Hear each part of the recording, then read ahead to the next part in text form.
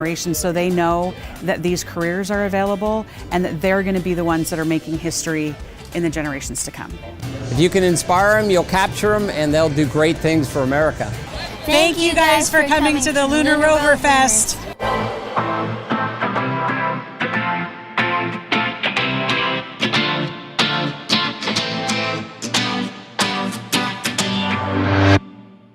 High five.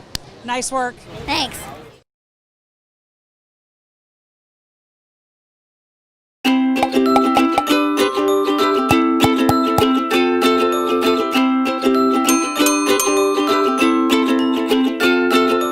Hi everybody, this is Mr. Dave from Kent Parks, and this is your Kent Parks at Home.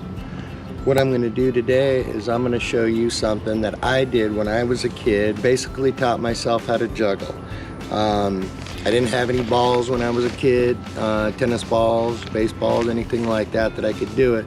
And so what I ended up using was I used potatoes. First thing you want to do is you want to start out with one.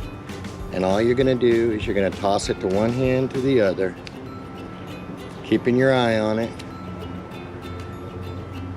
And when you get that down, you can add a second one to it. See what you did there? See what I did there? I toss one up, then I toss the other as the other one's coming down. So I go boom, boom. And you do that over until you get it down. Then when you get that down, what you can do is you can add a third potato.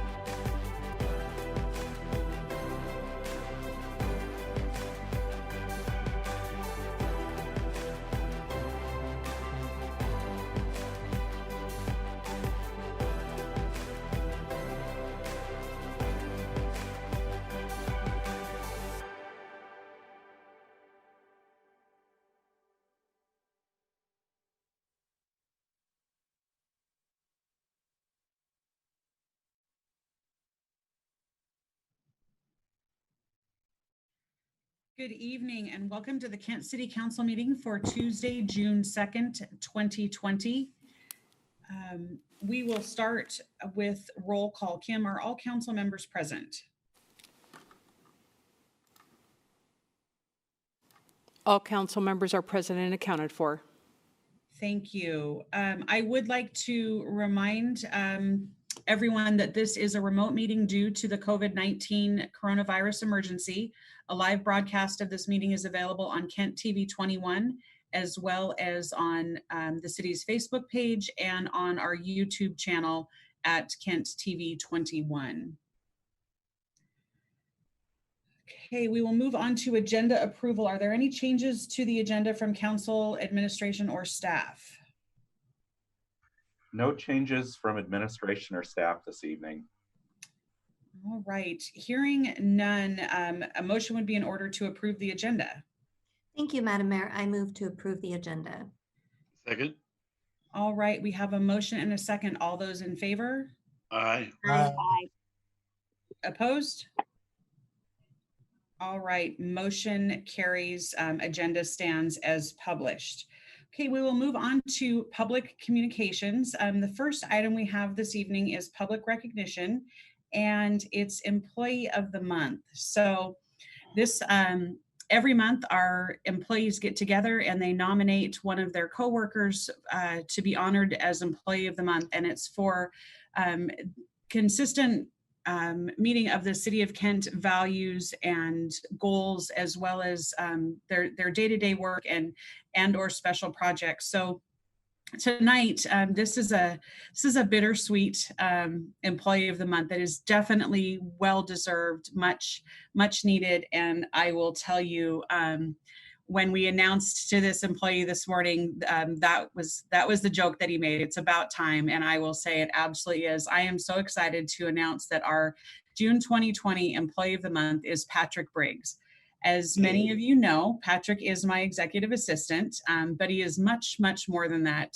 He's the train conductor that keeps the mayor's office on track, make sure that the train shows up on time, departs on time, and that operations run smoothly. He does all that with never failing to make us laugh, and Patrick is truly my right hand. He has served the residents of Kent for over 12 years, worked for 2 mayors. Before he came to Kent, he served various roles for the city of Renton and was part of the forming of the city of Federal Way, which is where he started working with our CAO, Derek Matheson. So they go way back. We are so grateful that he decided to come to Kent after working for the city of Federal Way.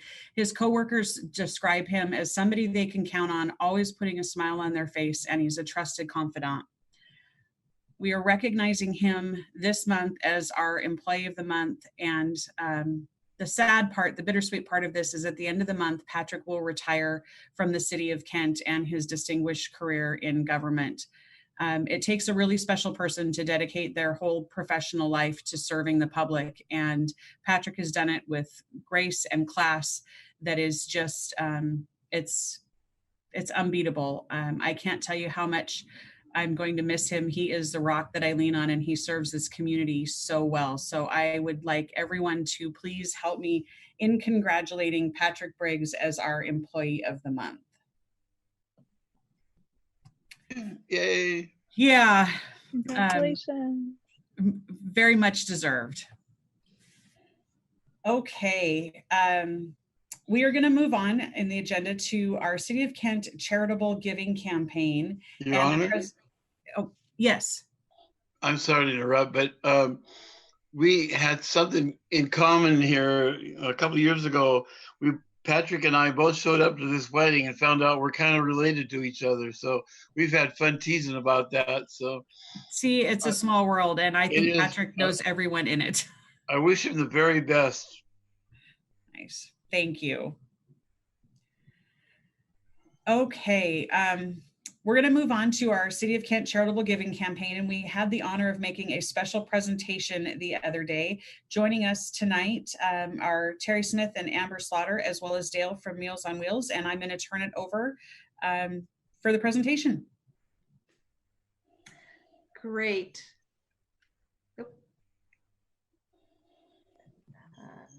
Can you hear me? Yep. Okay. Well, good evening, Madam Mayor, Council President Troutner, and council members. I'm Terry Smith, the HR Director and Executive Sponsor to the Charitable Contributions Committee. The committee is made up of representatives from each department in the city, and under the leadership of Chairperson Bonnie Peterson, one of our planning technicians in ECD, the committee encourages charitable giving by the City of Kent employees to support the Kent community. Each year, the committee hosts up to 3 fundraising events, generally in the spring, summer, and fall. Each event is championed by a committee member who ensures the success of the event. Amber Slaughter, one of our court judicial specialists, is the champion of our spring event this year. And even though the stay-at-home order occurred just about the start of our fundraising event, Amber and the committee determined their mission was too important to cancel or postpone. And after many emails back and forth and team meetings, their tenacity won out, and the goodwill of the city employees to participate remotely in this fundraising event. It is really a pleasure to share some of that good news with you folks tonight. So at this time, I'm going to turn it over to Amber, and she's going to give you some more information about the spring event that she championed. Thank you. Can everybody hear me? Yep. Hey. First, I'm a little choked up because I just want to say congratulations, Pat. I'm super excited for you, and we're going to miss you a lot.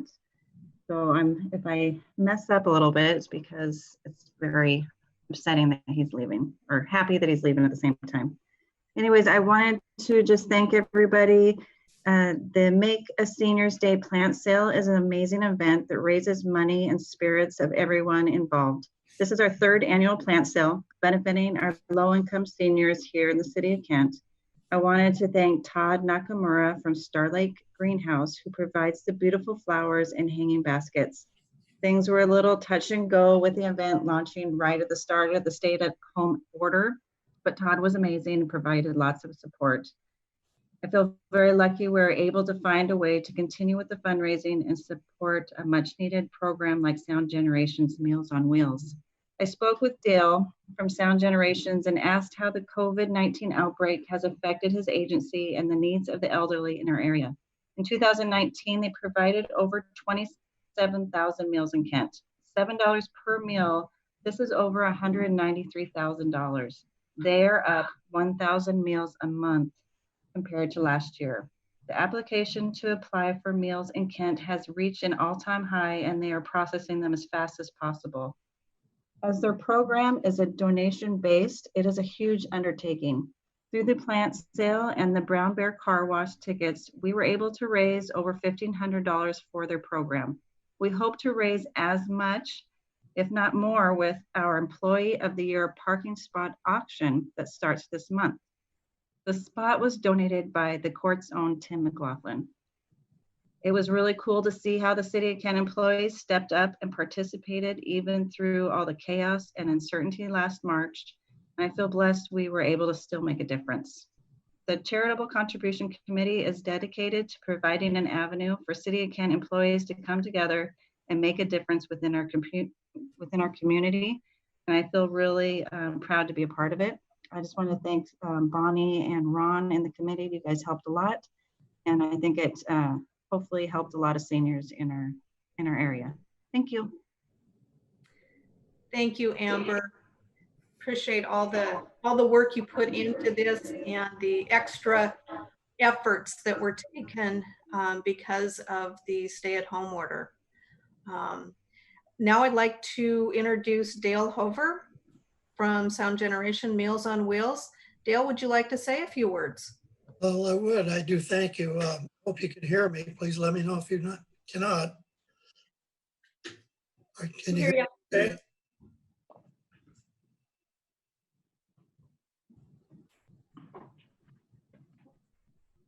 Can you hear me? We can, Dale, absolutely. Oh, I'm sorry, I didn't get a response. Hey, we at Sound Generations are absolutely thrilled with the attention and the giving that you have chosen to give the Meals on Wheels program. And we're delighted to be able to serve these senior elders in the city of Kent. And brought up that we did nearly 28,000 meals last year. The way the program works is one has to be 60 and over with a medical issue where they can't prepare nutritious meals. But if you think about the 28,000 meals, for an example, your $1,600 will prepare for a client 2 meals a day for 114 days. So we take each client as we can, and to make sure that their nutritionally sound meals are provided for them. And it's with great pleasure for us to receive your grant and greatly appreciate it. Thank you, Dale.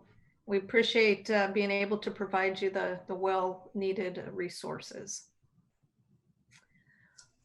All right. Thank you. Do we have any questions from council? I am not seeing any.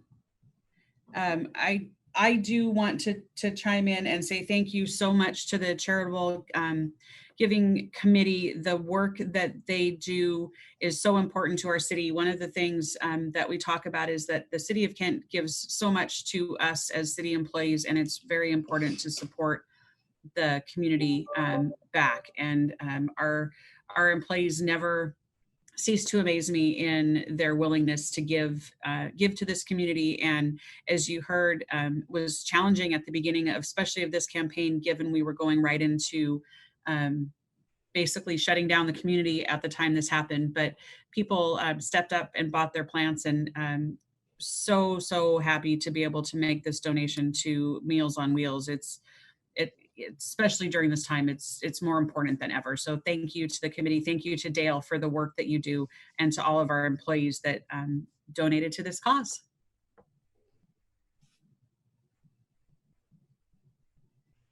Okay. All right, we are going to move on to community events. Council President Troutner, do you have any community events? Thank you, Madam Mayor. I have no events to report at this time. All right, we are hopeful that things will start resuming as we move into the further phases of the phased reopening. But I think at this point, people are still staying home and staying safe. The next item on the agenda is our public safety report, and joining us is Chief Padilla. Good evening. Just a quick sound check. Can everybody hear me okay? You're a little bit soft. A little bit soft.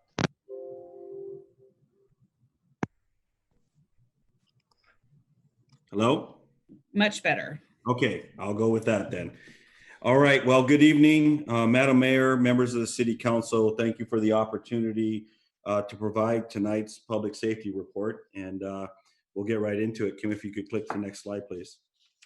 So I want to start out by taking a moment to express deep and sincere condolences for the death, the tragic loss of Mr. Floyd's life. You know, we are praying for his family. We're praying for healing, and we understand and are very saddened by their loss and the tragedy that's happened. I'm also praying, and we're all praying, for the healing and recovery of our nation as we work through this. And we all want to see the same thing, and I'll talk a little bit about that as well. But you know, we're all praying for the peace and recovery and resolve through good efforts to work together on this issue.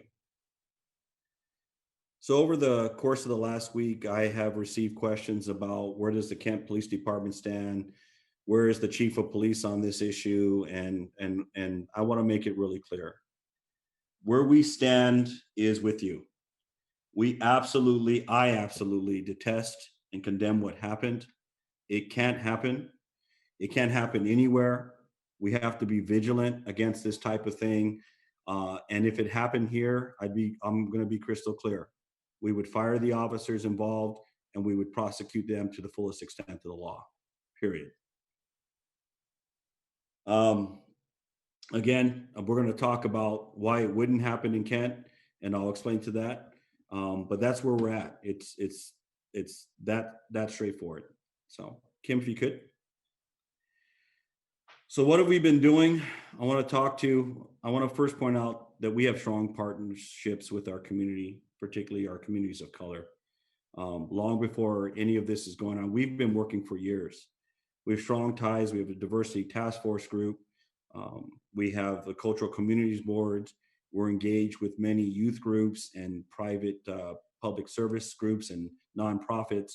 And that's a long-standing tradition, and that's not something that just started, but it's something that we are counting on now. We're something that we think is very fortunate in the way that things are going in Kent specifically. And so we believe that part of why this would not happen in Kent is because we listen to our community. We are a part of our community, and we take their concerns seriously, and no one has to come and force us to make the necessary changes and adaptations to serve our community in the right way. I'd also point to our leading edge training and our hiring practices, which I'll talk about more here in a second.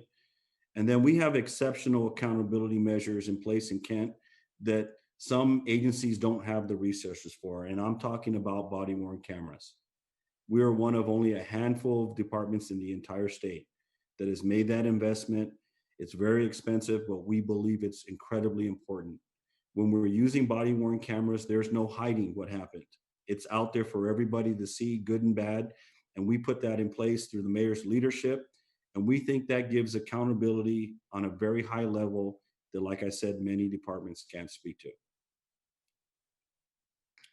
So let's talk about our hiring. You have all heard me say many times that we hire exceptional people. They are people of the highest caliber in terms of competency and character and ethics and morals. But above and in addition to all of that, they are people who have to love people first. You have to be someone who cares and wants to serve and have that in your heart, or you can't work for the Kent Police Department. We won't hire you. And if we find out that that's not how you operate, we won't keep you around. And that's a huge difference. I also want to point to our training. You know, long before any mandates from the state, we were one of the first departments to implement implicit bias training. We did every member of the department, the command staff. We invited our stakeholders in the community. We trained together with our community. We had the difficult conversations, and we also put our elected through that, many council members and the mayor. We were early on, way ahead of our time in cultural competency training and diversity training. We were ahead of our time in terms of de-escalation training and crisis intervention. Again, we have been very proactive in the way we look at training and the needs of our community and haven't had to been mandated to do any of these things. When we get these new laws that come in from the state that are very helpful and are necessary, you know, I kind of sit back and I take pride in the fact that we're already doing those things and nobody had to make the Kent Police do that. Next, I'd point to our mission. The word compassion isn't something you see in a lot of mission statements for law enforcement. And we put that in there. That is a top priority, and it permeates everything we do. We try to find compassion in the worst of circumstances, even when we've had a fight with someone during an arrest, even when there's been things that have put our officers at risk, and any human being might be very upset for their safety. We de-escalate and we demonstrate compassion in every instance and with everyone that we encounter. So that's a huge thing. And last, going back to the accountability, I would add that in addition to our body-worn camera, we are very serious about complaints involving racism and discrimination, racial profiling. If there's anything related to that or excessive use, it is a mandatory investigation. We look into it, we verify, and like I said, now we have the opportunity to take a look at the body-worn camera. We search for the truth, we find the facts, and when there is something that's not done correctly, we address it. If it's serious in nature, we implement discipline, and that could include termination. So we are very serious about being accountable to the community. Wanted to talk a little bit about our training. Another reason I think that specifically what happened in Minneapolis would not happen here. So back in 2013, our department moved from conducting what was known on the neon neck, neon deck procedure that you saw in the horrific video, to a procedure where we use a shoulder pin for handcuffing with people on the ground. I do want to be transparent, and I want to say right up front, the neon neck technique was a industry standard in law enforcement for many years. It is effective in holding someone down, but there is a risk to injury. We did not see that risk specifically in the way that we trained it and did it, but we moved away from that, not because we were forced to, but because we are always looking for more innovative and better, safer ways to do things. By moving from the neck to the shoulder, it prevented potential neck injury to both the officer and the suspect. And again, this was something that was developed internally by one of our master defensive tactics instructors as we would do. So next, I want to show a couple of videos, Kim, if you could. The first one is how we used to do it and why it's not effective when we went away from it. And the second is an illustration of what we do now. The gentleman that's on the floor there happens to be a new officer, and this falls into the category of sometimes being a rookie cop isn't the funnest thing in the world. So, Kim, if you could. Okay, now try to get up. Roll. Roll out. Tuck that arm in underneath. Is the audio coming through? I'm not hearing it. Keep rolling, keep rolling, keep rolling. Keep bringing those knees up, drive. Drive, drive. Yeah, and I'm not hearing it on my end, Chief. Okay, so we'll keep playing through it and I'll just talk it through. So what you're not hearing is some of the groans from the person being pinned there, our new officer. Okay, now try to get up. Roll. And what you're seeing Tuck that arm in underneath. in there is Keep rolling, keep rolling, keep rolling. Keep bringing those knees up, drive, drive, drive. All right, resist, try to get out. Okay.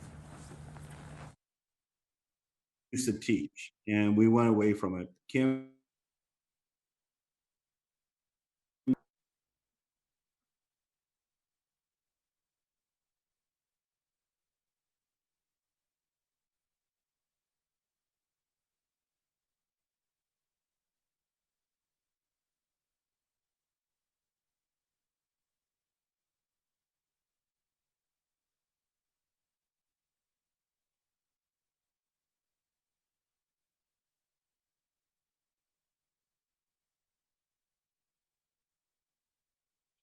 next slide, please.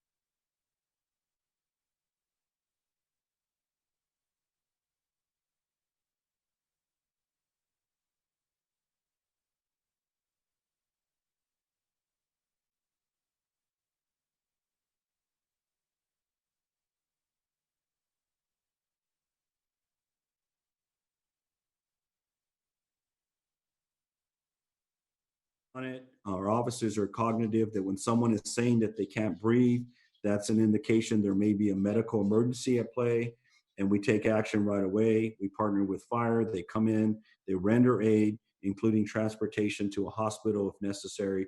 We do everything we can to provide medical services as soon as possible. As an additional safety valve, whenever someone is booked into our jail, they immediately get a medical screening. And if they have any medical issues, serious issues that our nurses are not equipped to deal with in the jail, we send them to a hospital and we get them treated that way as well. And I'm going to pause real quick and see if Kim can work her magic to get the presentation back up. There we go.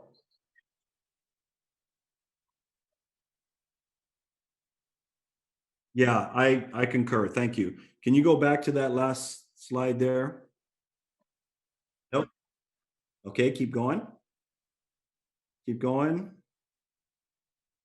And there is the points. Next slide, please. Okay, we're caught up now. All right. So there isn't really, in all of, the way we train, I think it's important to note, there is no, pretty way to use force and control another human being. It is always going to look violent. It's always going to look unpleasant. So what we focus on is how can we reduce the potential for injury, and we work hard on that. We will continue to refine our techniques, like I said, and we'll be vigilant in preventing unlawful brutality. That is without exception. And more importantly, we're committed to continuing to work with all of you. I talked about where we stand, and I want to say again, we stand with you. We all want to work together and see the Kent and to a greater extent, the country and the world where we don't have these issues, where we've effectively dealt with them. So we stand with you, right? We endeavor for that. So there's that. Next slide, please. And then I wanted to touch base real quick, switching gears on the ongoing civil unrest. My wife showed me this picture in one of the feeds she saw, and I wanted to put it on there. This is the Kentucky police officer who got separated during a protest. And what you see there is a group of gentlemen who have gone on arm in arm and are doing everything they can to protect that officer. This touched my heart deeply. And I think this type of partnership and this type of collaboration happens a lot more than is ever reported by the media. And there are other stories that we're aware of, and this picture gives me hope, because I know that this is an opportunity for some who would say this, let's go on the anti-police campaign, let's hate on cops. But I think the overwhelming majority or agreement, this isn't about hating police officers. This is about standing against unnecessary brutality. This is about fixing the racial divide. This is about working together and standing together. So I wanted to show this picture and talk about that.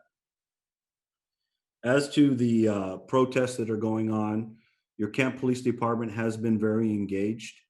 We are a part of the Valley Civil Disturbance Unit. It's a regional team made up of Renton, Tukwila, Port of Seattle, Auburn, Federway, and Kent. We are one of the largest teams in the state, and we have the most experience, second only to Seattle, in terms of facilitating peaceful rallies, demonstrations, and marches. The City of Kent and the Kent Police Department have a long-standing history of facilitating the First Amendment rights of our community and being there to protect and serve during peaceful times. That said, at the same time, we stand ready and we will not tolerate violence and destruction in our streets. I assure you, as your chief, I am not going to stand by and watch our city burn. That is not going to happen. We have the resources, we have the staffing, we stand ready to arrest and prosecute if necessary, but we absolutely do not want to have to do that. Again, we welcome peaceful protests. Our officers have been out there. They've been deployed over the weekend to Seattle. They've been to Bellevue, several cities in the Valley, Tukwila, Auburn, and Port of Seattle. At the same time, we have reserves in place and staffing, but they're working long hours and they're doing it with their heads up.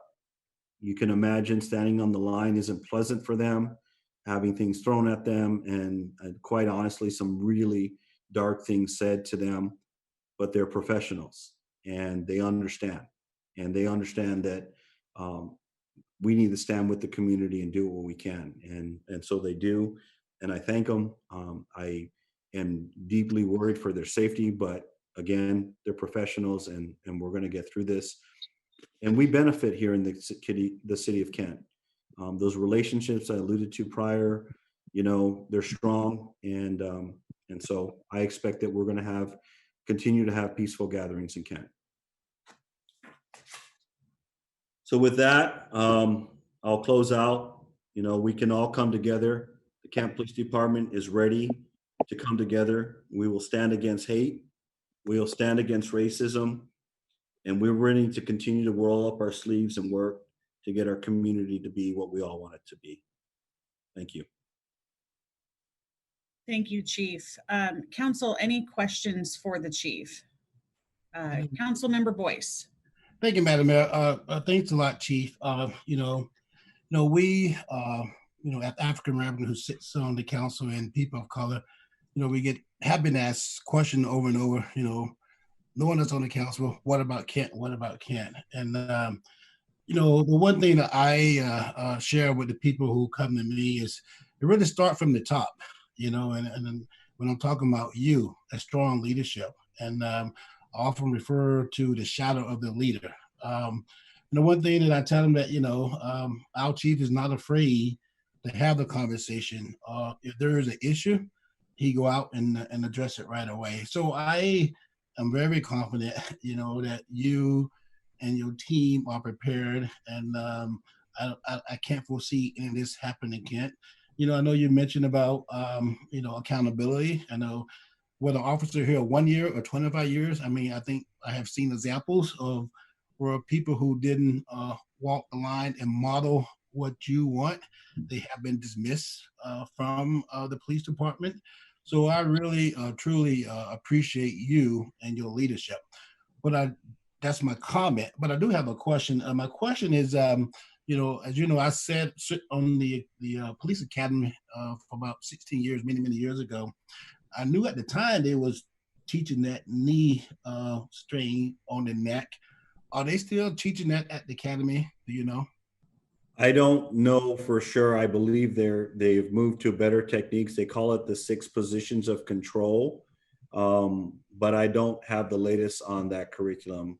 What I can tell you is that before they go to the academy, they get our training, and when they come back, they get refreshed on our training. And what we train is what they use on the street. So, and then I also want to say thank you for your comments. I think we really do have a great department, and I appreciate your support. Thank you, Chief. Appreciate you as well. Okay, any other questions for the Chief before we move on? Councilmember Fincher. Thank you, Madam Mayor. I wanted to also thank the Chief. I agree with what Councilmember said, but I also want to thank the Chief for his openness. Both this Chief and our former Chief, Chief Thomas, any question that we have from with any situation, they have always been open and forthright, whether it would be something that, a question that one of the residents had asked, a question we had, showing us video, letting us listen to a call. I admire that also. I've always thought Kent was a cut above most of the other the country, and the extra steps they take, the extra training hours that they do, all of that is why. I said that we don't always get it right, but we always try to get it right here. So thank you very much, Chief. Agreed. Thank you. Thank you, Councilmember Fincher. Any other questions for the Chief? All right, seeing none, thank you so much, Chief, for the presentation this evening. I want to echo what we heard from both Councilmember Boyce and Councilmember Fincher. As you can imagine, over the past week or so, I have received a significant number of emails from residents wanting to know what Kent was doing to prevent what we saw in Minneapolis, and it has been I've been so proud to be able to list out for our residents the work that we were doing before this tragedy, not because something like this occurred here in Kent. Very, very grateful for the work that you're doing with the department to make sure that we're building solid relationships with our community. And I really do believe it starts there. It starts with transparency and trust. And I want to say thank you to you for all that you've been doing and for our department in making sure we're keeping our community safe. Thank you, Mayor. Okay, with that, we are going to move on to reports from council and staff. This is an opportunity to hear from council members and administration on things that have been have occurred in the last couple of weeks, meetings attended, and things that we've been working on. I would like to start. I have 3 things tonight that I would like to touch on. The first is a statement that I issued to our community yesterday, as well as city employees, and I just want to read this. So it says, what started with a prayer for peace has ended in violence and chaos. George Floyd was a human being, his life mattered, and it was wrongfully taken away from him and his community. America is angry, and rightfully so. He should be honored by holding those responsible for his death accountable. I support the rights of individuals to peacefully protest. The act of peaceful protest has changed the course of our nation over the years. Everyone deserves the right to go home safely without injury, both protesters and first responders. Our police department trains extensively, hires the best and the brightest, and we proactively engage with our community. This combination has helped prevent the type of issues we have seen occur across the nation. But I acknowledge the system is far from perfect. I am committed to standing with our community and working to make it even better, a system that is fair for every resident and a system that serves all equally. I am also committed to ensuring the safety of our residents, businesses, and first responders. When a protest turns into violence and injury to people and property, those who committed those unlawful acts will be held accountable in Kent. Violence, vandalism, targeting businesses, and disorderly conduct have always been and will remain illegal within the city of Kent. Our police department is well equipped and prepared to respond to incidents as they arise, and we have available capacity in our jail to take individuals into custody who violate the rule of law. I challenge all residents to join me in finding a productive way to honor the life and legacy of George Floyd. Whether that is a community service, donating to social justice organizations, or joining in the conversation around legislative changes, we can be a force for positive change. I know members of our community are hurting. I see and feel your pain. And when you share your stories with me, know that I am here, I am committed, I see you, and you matter. This has been an absolute tragic time in our country, in our region, in our city. As one of the most diverse cities in the United States, I know that we collectively as a community are hurting. And we are seeing that in the form of protests, which are lawful and important and meaningful. But unfortunately, there is a parallel to that is distracting from that message. And my hope is that we don't go down that path here in Kent. But want our community members to know that we do support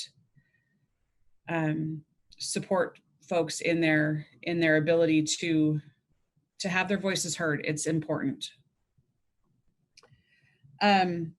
Couple of other things that I wanted to talk about on a very positive note. I serve on the Puget Sound Regional Council Executive Board, and this last week we met every year, the state of Washington and our region is allocated federal dollars for transportation projects. Those projects are ranked and awarded based on the amount of funds that we believe are available. And sometimes a jurisdiction that's awarded grant money is unable to spend it in the given time, which then results in a process we call the contingency list. This last week at the meeting, we were able to award some of that additional funding that was unable to be spent, and Kent was a part of that contingency list. So I'm happy to report that the exec board did approve $1.257 million to come to Kent for an additional segment for Meet Me on Meeker. It's a project that is coming along very quickly and is making a wonderful improvement in our downtown. Great job, good job. Yeah, it's a very good thing. Like I said, the project was on the wait list and has now been moved up, so we're excited about that. The final thing I want to address tonight is some things that are going on at Acesso Showwear Center. I know that I've seen conversation on social media this afternoon, as well as received a couple of emails. Yesterday, King County Emergency Management reached out to Showwear Center and asked if the building would be able to house some of the members of the National Guard that have been deployed by the governor around the state. And as well as some parking for the King County Sheriff's Office. So if you've driven by Showwear Center today, you may have seen this, a lot of activity. We believe that there will be up to 250 members of the National Guard that will be sleeping at Showwear Center, as well as having meals. And then somewhere between 50 and 70 King County Sheriff's vehicles. I want to be really clear with our residents. The city of Kent does not have, has not called the Guard in. They've actually been working in our community for quite a few weeks now at Northwest Harvest. But this is not, as you've seen in other cities where they've come in to help repair damage or anything like that that's occurred. We are simply providing under contract a place for them to stay and have meals. So nothing to be alarmed about, providing a service, and I don't want our residents to be uncomfortable seeing the Guard there, and just want to make sure that everyone's aware of the purpose and what's happening. So with that, I'm going to turn it over to our CAO, Derek Matheson. All right, thank you, Mayor Ralph. Well, I wanted to share a positive note about reopening recovery from the coronavirus emergency. Our municipal court reopened to the public today for the first time since March. A number of municipal courts reopened today, consistent with guidance from the Washington State Supreme Court, and our court administrator, Margaret Yetter, reports that the public was doing a great job with social distancing, masks, hand sanitizer, and the staff was in high spirits. So very happy about that. Most other city buildings remain closed and probably will be for several more weeks, but city staff remain available to serve the public by telephone and email, so don't hesitate to reach out. The rest of my report is in your packet. For the first time in several weeks, we do have an executive session on the agenda. We'll discuss current or potential litigation. The expected time is 30 minutes, and there will be no action when we reconvene in open session. Thank you. Thank you very much. We will move on to Council President Troutner. Thank you, Madam Mayor. We had two presentations during our workshop today.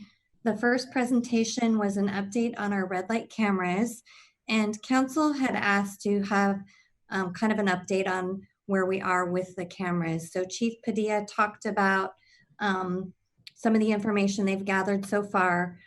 The cameras have all been in use for about 7 months now. Really more time is needed to gather data. It takes about a year to get data that we can really take a comprehensive look at. But in the meantime, the data is showing promising results.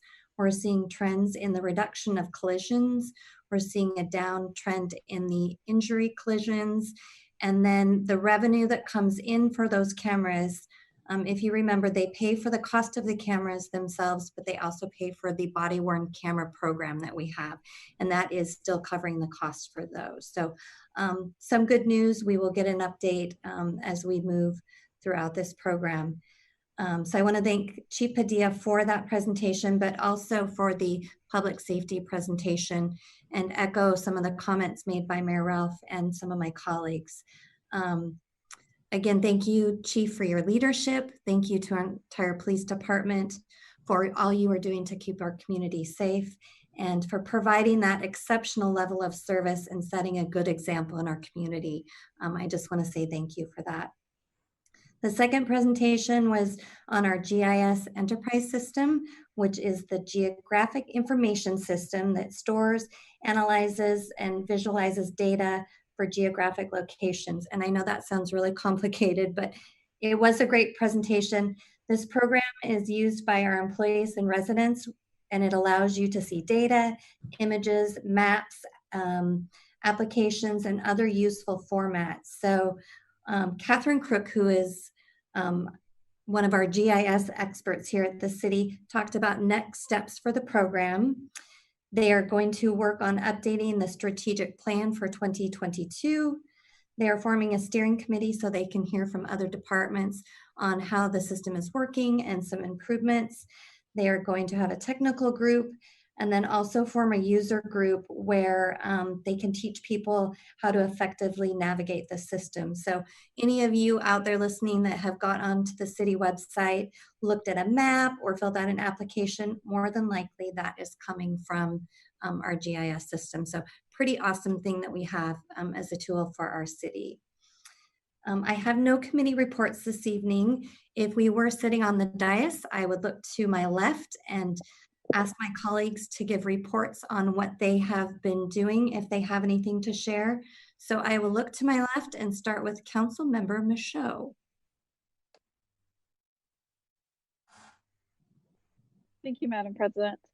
I sit on Kent's Human Services Commission, and right now the commission is going through the first batch of grant applications for the Human Services grants. So that's what we're doing right now, and that's all I have to report. Thank you. Moving on, Councilmember Kaur, do you have anything to share this evening? Thank you. Yes, I serve on State and Federal Policy Committee. We had our meeting on May 29th, again, working on the Statement of Policy. So we had our final review of the Statement of Policy, and they'll be going ahead to the Board of Association of Washington Cities for adoption. And that is the update I have. Thank you. Thank you. Councilmember Larmer. Thank you, Council President. I sit on the King County Affordable Housing Committee and also the Aging and Disabilities Advisory Council for King County, and neither have met since my last report. All right, thank you. Moving on, Councilmember Boyce. Thank you, Madam President. Our next Sound City Association meeting pick will be on June 10th. Nothing since the last time we met. I just want to echo the mayor with Patrick. What a rock star. Definitely going to miss him. And I do have a question for either Madam Mayor or Derek, just around our restaurant. So I'm just trying to get an idea. Is it based on King County for us going to like a phase 1B? Do we know what that look like before our restaurant can start open up? Councilmember Boyce, I can speak to that a little bit. So we have King County, the King County Executive has applied to enter what is now being called phase 1.5, which would allow for many of the operations that are in phase 2, including restaurants, to reopen, but at half of the capacity that's laid out in stage 2. So depending on the type of business, if they were going to be allowed to open at 50%, they can open at 25%. So restaurants are included in that. We should have word, the county should have word back from the state this week on the movement to the 1.5. And then I did read something today regarding it would be probably another couple of weeks before we move fully into phase 2. So I know that there's a frustration with a lot of our businesses at the fact that King, Pierce, and Snohomish County in particular have not moved on to phase 2. I think we're up to 26 or 28 counties in the state now that have done that. Continuing to work with the executive and the governor's office to help move that process along. I just want to follow up for the leadership at the Kent Station.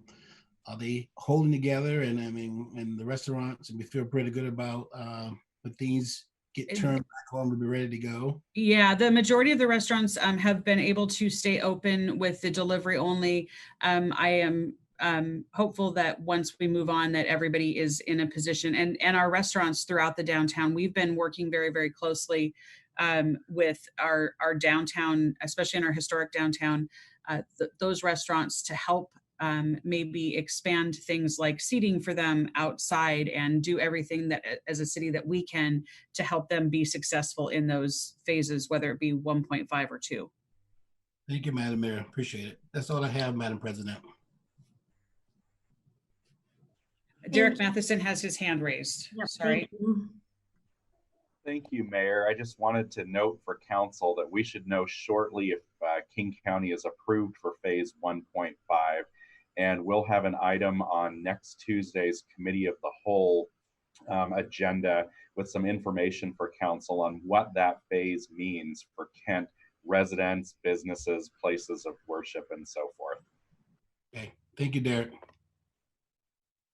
Great, thank you. Looking forward to that update. Moving on to reports from council. Councilmember Thomas, do you have anything to share?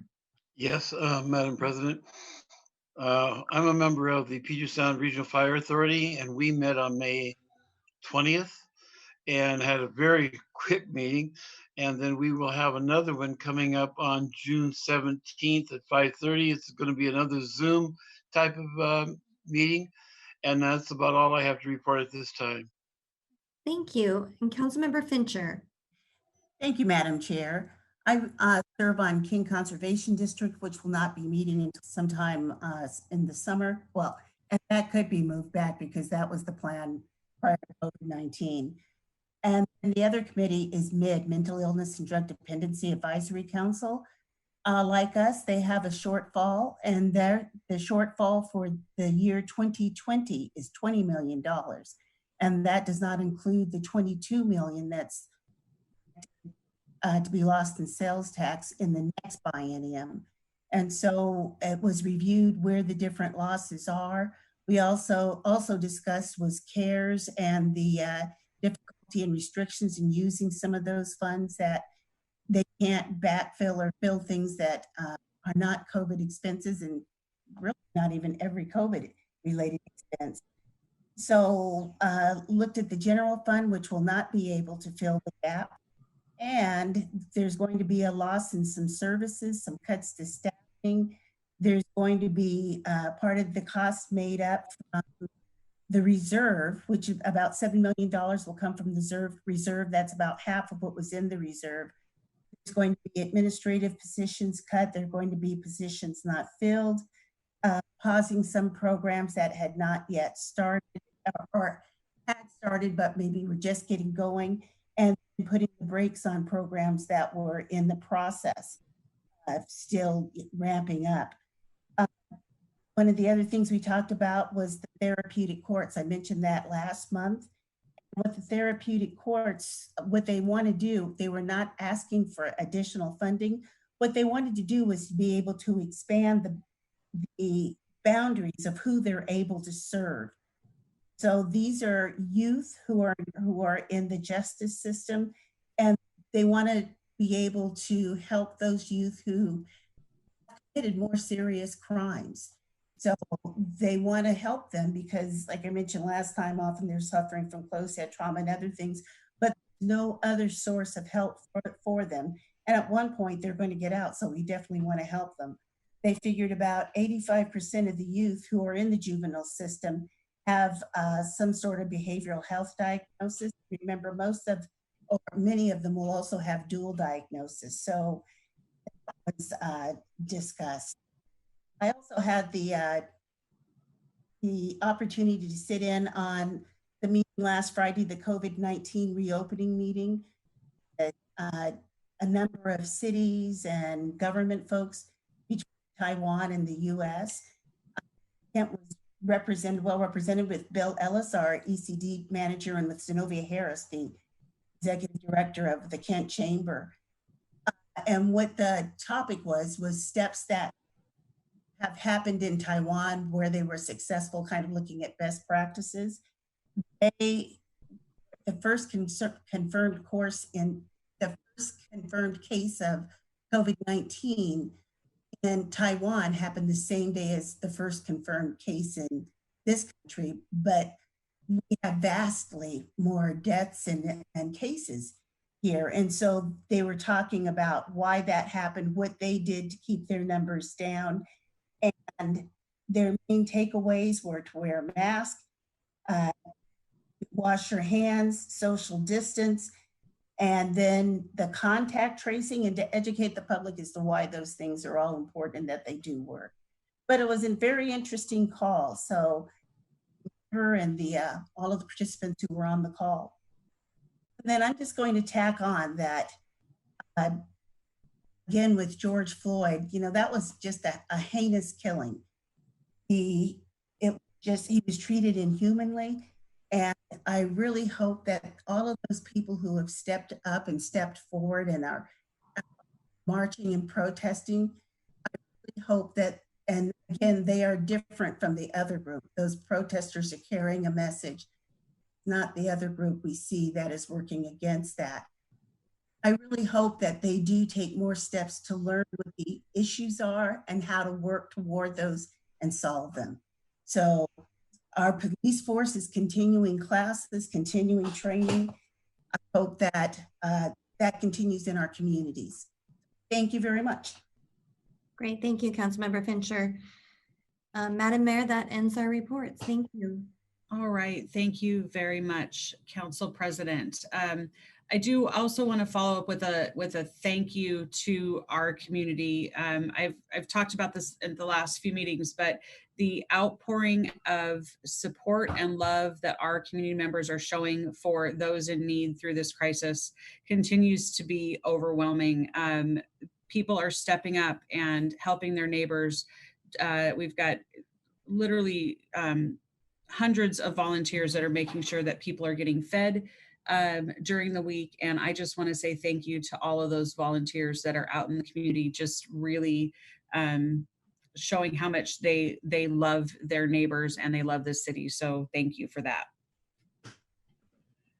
Okay, we are going to move on in the agenda. The next item is a public hearing, and we do not have one this evening. Item number 7 is public comment. During the coronavirus emergency, the public does not have the opportunity to provide live comments, but we are asking that should you have written comments you would like to provide, they can be sent directly to the City Council at citycouncil@kentwa.gov. Or if you'd like to call them in, that phone number is 253-856-5700. Okay, we will move on to item number 8, which is the consent calendar, a list of items that the council has worked on through the committee of the whole process, and they've passed out of that committee without controversy. Council President Troutner, do you have a motion for the consent calendar? Thank you, Madam Mayor. I move to approve consent calendar items A through E. Second. All right, I've got a motion and a second. All those in favor? Aye. Aye. Opposed? All right, motion carries. Thank you very much. Okay, moving on. Item number 9 is other business. We've got 2 items this evening. The first one is the interagency agreement with the Washington State Department of Commerce for the Coronavirus Relief Fund for Local Government CARES Grant.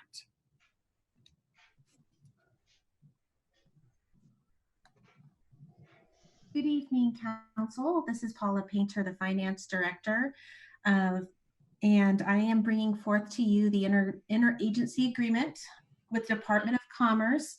If you may recall, back on May 19th at the council workshop, I shared with you some information regarding the CARES Act. And Governor Inslee has directed the Department of Commerce to release a portion of that to cities and local governments, in which what that means for Kent is that we have an opportunity for an award of $3,894,000. And this money can be used to cover the necessary expenses that we incur related to the COVID-19. And these are expenses that weren't already accounted for within our budget, but happened between a period of March 1 through October 31 of 2020. If you recall from the presentation on Tuesday, I did chat with you a little bit about the fact that we weren't able to use these funds to help address our revenue shortfall. Therefore, the plan that we brought forth to you on Tuesday for balancing our budget, this was not included in this, but instead the mayor has a recommendation that we use $1 million of this for job training and small business grants. And then the remaining portion of that would be used for the COVID-19 related expenditures. Do you have any questions of me for tonight?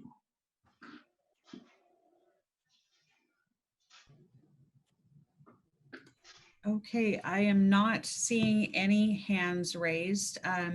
With that, do we have a motion? You might have one hand up. Oh, I'm sorry, Councilmember Kaur. Thank you, Madam Mayor. Sorry about that. I just had a quick question. Have you considered using some of this funding for helping human services? Because I'm sure they are getting a lot of requests from different nonprofits who are serving our community, or donations, or individuals who are needing help with rent assistance. Especially, I mean, governor has extended the order, but I think there might be families who are going to need help with that. So have we considered using some of this funding for that? I know some of our neighboring cities are doing that. The city of Kent has some programs already that do help with our human services. We have $1 million that are already going towards human service efforts. And then in addition to that, we do have our CDBG dollars that we have in that regard. The one area that's really missing the support are our small businesses. And that's where the focus has been on using those dollars to help support that area that don't have those resources currently available to them within our community. No, I completely support that. I was just looking at maybe consider maybe smaller portion of it, even maybe 30,000 or something for because I know how much our human services is getting their requests for at this time, sort of where my thinking is. Yeah, I think that would require some further discussion beyond this meeting related to that. I don't know if Derek has something more that he would want to add, but I think that could be definitely something that we could certainly talk about. Thank you. With that, Mayor, I mean, regardless, I'll be ready to make the motion. Okay, thank you. And so and maybe just as a follow-up, so we do have additional funding sources, the CBDG coronavirus money, and several other ways that we are putting money through our human services grants into the community to address those needs. So definitely know that and the Seattle Foundation's been putting money out into the nonprofit community. So we've got some funding sources there, definitely. Yeah, that's a separate conversation we can have. So Mayor, I'd like to make the motion to authorize the mayor to sign the interagency agreement, accept funds from the Washington State Department of Commerce in the amount of $3,894,000 for the cost incurred due to the public health emergency with respect to the coronavirus disease 2019 during the period of March 1st, 2020 through October 31st, 2020, amend the budget and authorize expenditure of the funds in accordance with the agreement. Terms subject to final terms and conditions acceptable to the finance director and city attorney. Second. A motion and a second. Is there any discussion? Councilmember Boyce, I saw your hand up. Yeah, I just want to just talk to what Councilman Kerr was bringing up, and I think it was kind of addressed. There's a lot of fun going there, but I think there may be opportunity as we move forward to see how the fund is what may be left over based on what after the city get taken care of paying what we are used for the things for the city, and there may be opportunity later if that comes up, right? But I think right now I just think it's important that we definitely take care of the business, and we need to make sure that we pay ourselves back because we don't know what that's going to be yet, right? So I prefer making sure we pay ourselves back, and then when we get towards the end, if there's funding left over, I mean, we might want to look at. All right, thank you. Any additional comments before we call for the vote? All right, seeing none. All those in favor? Aye. Aye. Aye. Opposed? All right, motion carries 7-0. Thank you very much, Council. The next item under other business is consultant services agreement with Aerospace Machining Joint Training Committee. And I believe we've got Bill Ellis joining us. Yes, good evening, Mayor, and good evening, council members. I'm presenting today a contract for authorization to be signed for the amount of $97,500. This includes $65,000 under an existing interlocal agreement that we have with the Port of Seattle Support Partnership Program. We budgeted for our cash match of $32,500. Prior to COVID-19, I was already in discussions with AJAC, the Aerospace Joint Apprenticeship Committee. The name that Mayor read is to the Kent Training Center that we created with the Port Partnership Funds back in 2017. I was looking to revisit investment with them this year and encourage more employers to sign up into apprenticeship programs with them through inducing hiring of dislocated or disadvantaged workers by subsidizing their wages and supplying some of the on-the-job training hours through the AJAC Training Center. Post-COVID-19, it was encouraged strongly by the port, as all cities were, to take a look at their existing programs and see if they still made sense and if they needed to be pivoted in any way. In fact, not only do I think it still makes sense, I think it makes more sense. So what we have proposed here is to shift more of the funding within that contract towards administration in anticipation, as Finance Director Painter just alluded to a moment ago, job training, so that we can help with the recovery efforts by using AJAC and its relationships with South Seattle College and others, and its knowledge and training to OSHA safety standards.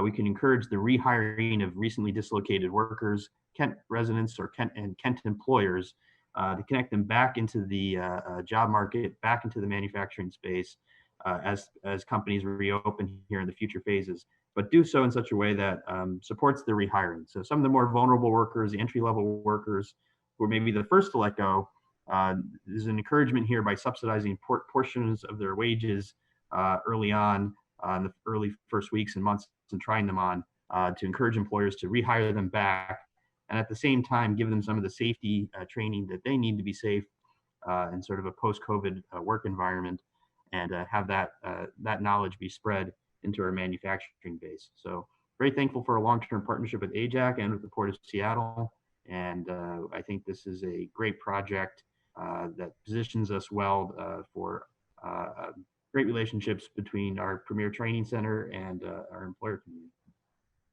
With that, any questions? Okay, any questions for Bill? All right, seeing none, motion would be in order. I move to authorize the mayor to sign an agreement with the Aerospace Machinists Joint Training Committee to support recovery of Kent Valley Industrial Base from coronavirus impacts through subsidized wage for dislocated workers, amend the budget and authorize expenditure of the funds in accordance with the terms and conditions acceptable to the Economic and Community Development Director and City Attorney.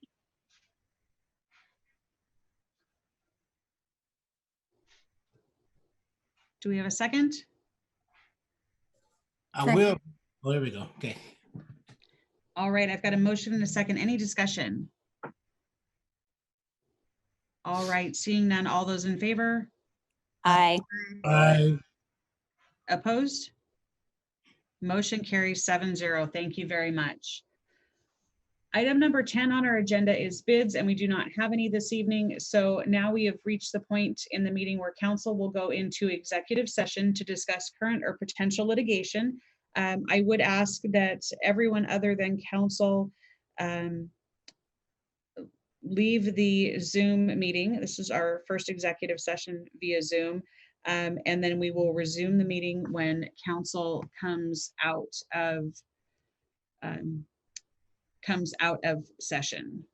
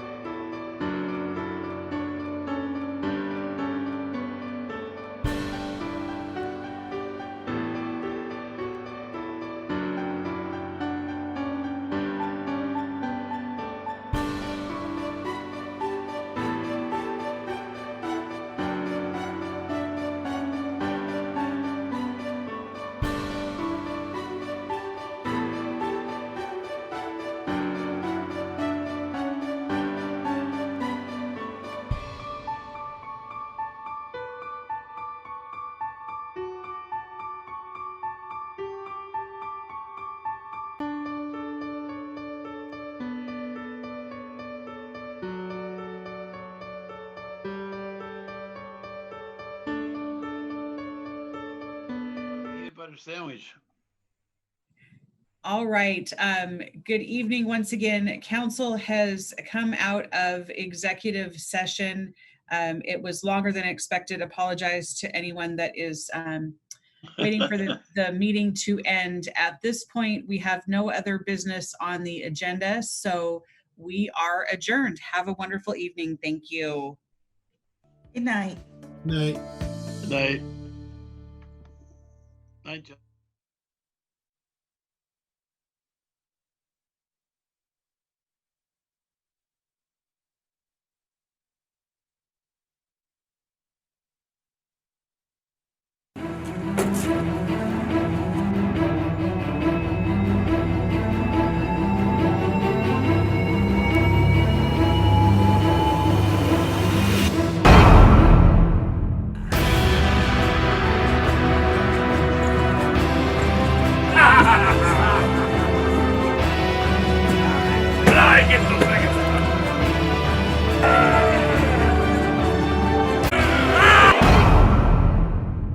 Nodal porch pirates are this easy to identify. To prevent being plundered by pirates, follow these tips or walk the plank. Install a video doorbell. Pay attention to your tracking number and be home or have a trusted neighbor pick it up for you. Use secure Dropbox locations. Have packages delivered to work. If you live in an apartment, have packages delivered to the manager's office. Use free in-store delivery if it's available. And remember, if you see any suspicious activity,